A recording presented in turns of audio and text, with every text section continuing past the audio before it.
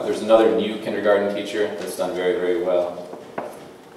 Unfortunately, in some, resources have been shifted to some extent from upper elementary to K-1-2 to attempt to achieve the goal of getting all students reading at least on grade level by the end of third grade. I think this data at the kindergarten level is reflective of that.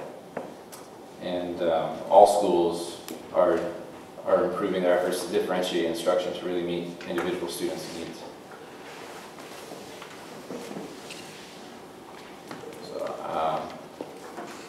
Scores across the grade levels then, from first grade all the way up through 10th grade, are in most cases slightly better than they have been in prior years, but I didn't think it was significant enough to point out those differences.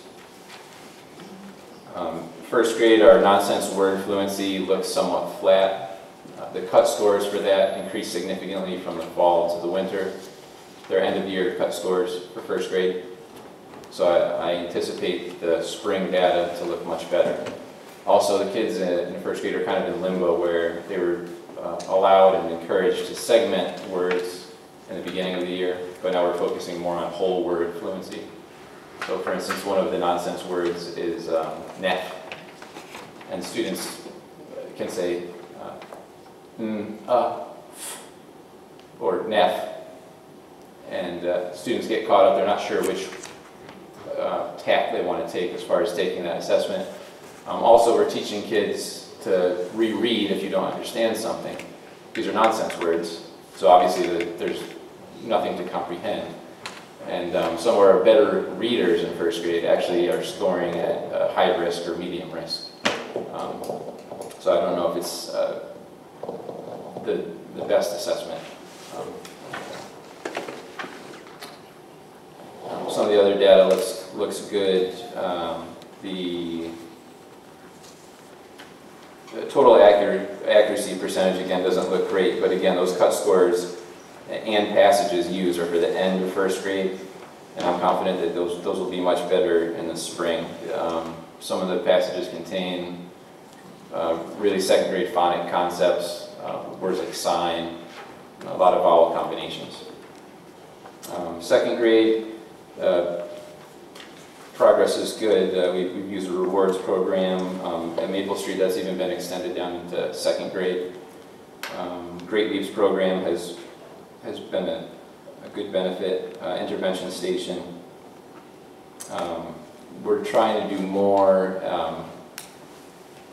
We have our literacy coach for second grade is back, and we're trying to increase the tier 1 instruction in some of these ideas like R-controlled words, suffixes, prefixes, roots.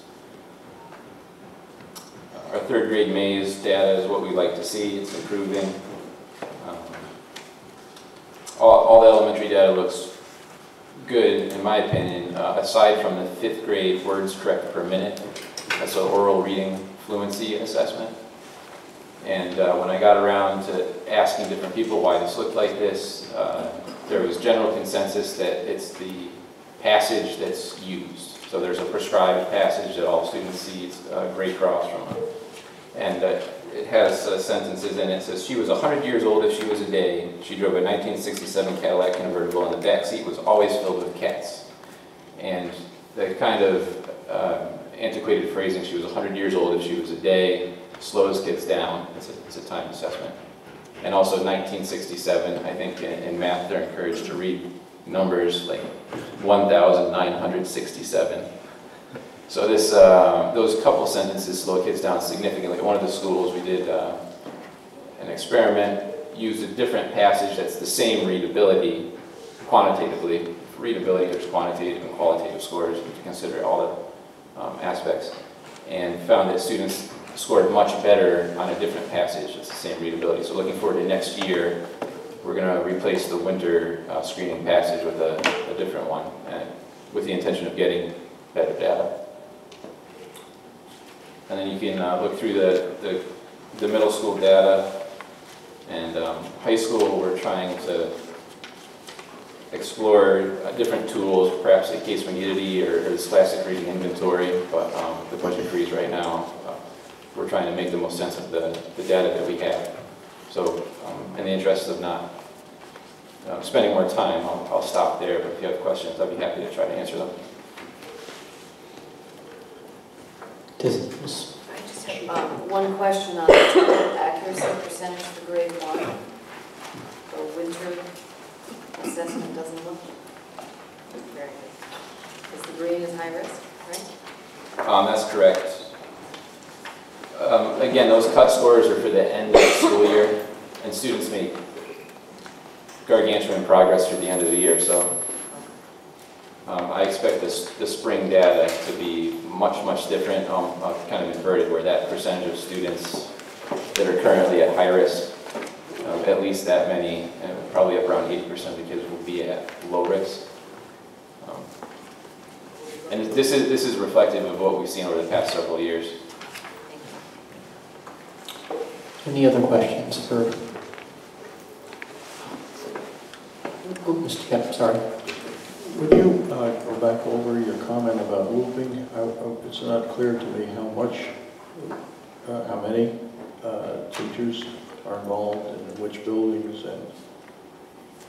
This is the looping method? The looping? Sure. Yeah. Also, the total accuracy percentage, we tell the first graders to make their mouths ready, things like this, before they attempt a word that they're unfamiliar with.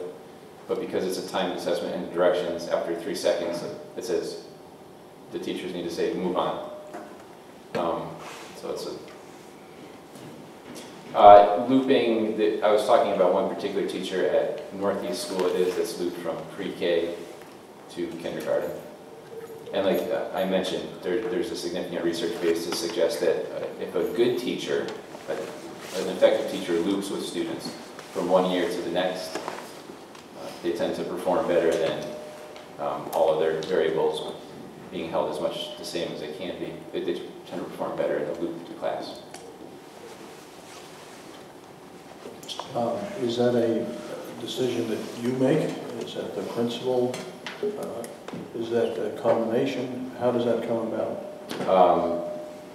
I could discuss with principals and encourage them to do that. I know that principals have asked teachers to do that, and in some instances their teachers would like to. And I think it's something we could probably explore more of. Thank you. Thank you. Are there any other questions for Mr. Costello? Thank you. Mr. Osmond. Hi. So just to go through where we are with screeners again for math. For kindergarten, we have one screener, which is number identification. There's several others that we could possibly give that really would give us the same data as far as where that is. And for grade 1, those students also have a screener that's quantity discrimination, where they have to determine which of the numbers is greater. And they also do computation in grades 2 through 5, or actually 2 through 6, actually 2 through 7, I'm sorry. We do computation and we do concepts and applications, so there's 2 different screeners that they use.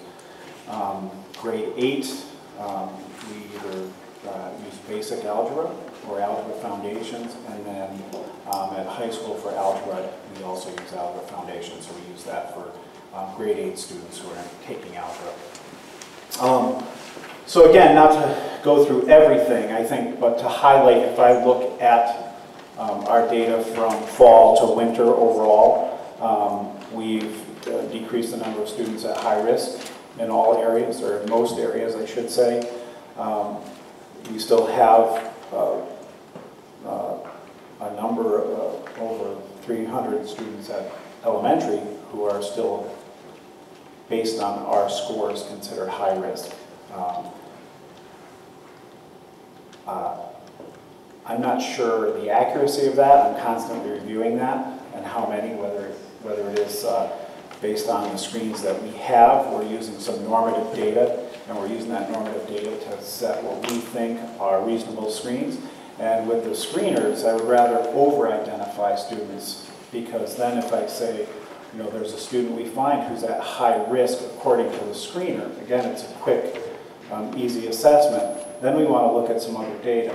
So we might find that that student actually is not at high risk based on some other data points that we look at. However, I wouldn't want to miss a student. In other words, say, oh, that kid's, don't worry, he's low risk. And then find out that, no, he's really got some issues as far as mathematically.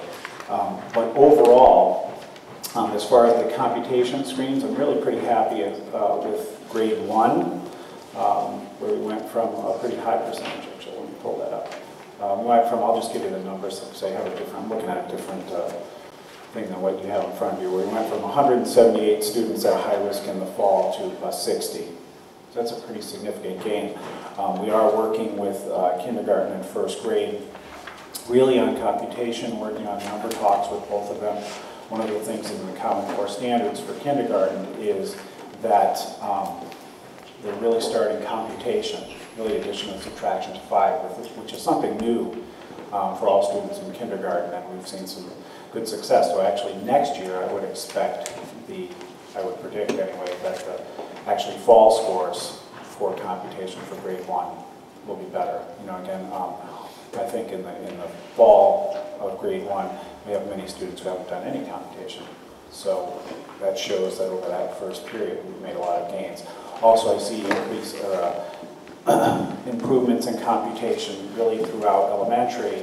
We have implemented a fact fluency program throughout, and I think that we're starting to show the gains of that. However, I also say, you know, when Dr. Conway was talking about change, we've really only been implementing it for about 4 months at the time of the screener.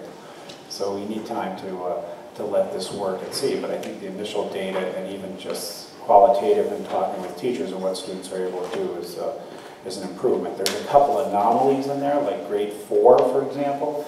If you look at the grade 4 computation, that goes down. That's interesting, and I'm really looking at that because that happens every year, and then the scores go back up in the spring. And so I've actually run correlation reports with CMT as far as that's concerned, and those numbers are better.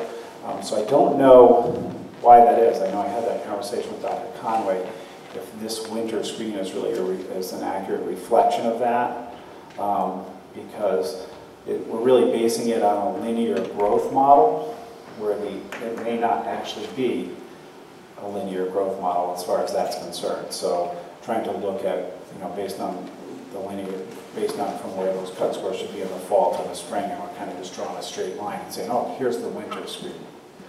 So even if those screens are off by 1 or 2 points, that makes a significant difference in how many students fall in those risk categories. So that's something that I have my eye on. I'm not overly concerned that that number changed significantly. The one thing I will say is that these numbers, going back, and I was hoping I was going to be able to get online here just so I could give you some of the numbers from our SRBI database, but that those numbers, our numbers have improved over the 3 years that we've been implementing these screeners. So, I'm pretty pleased with that. So every year we're seeing increases in the number of students at low risk and decreases in the number of students that we're identifying at high risk. But it does show a need that we still come back to that so it's come up again and again, and we still have many students in math who are in need of intervention and remediation.